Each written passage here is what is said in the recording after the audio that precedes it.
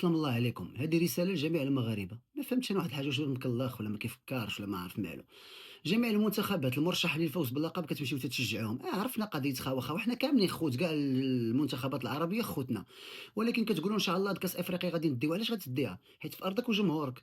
ملي انت كتمشي كتشجع كتسيبورتي واحد المنتخب اللي هو ماشي بلادو، كيحس براسو بحال بلادو، كتعطيه واحد الدعم معنوي، يعني ما بقاش عندك لافونتاج، ما بقيتي وليتي بحالك بحالو، ولا بحال اللي لعب هو في ارضه.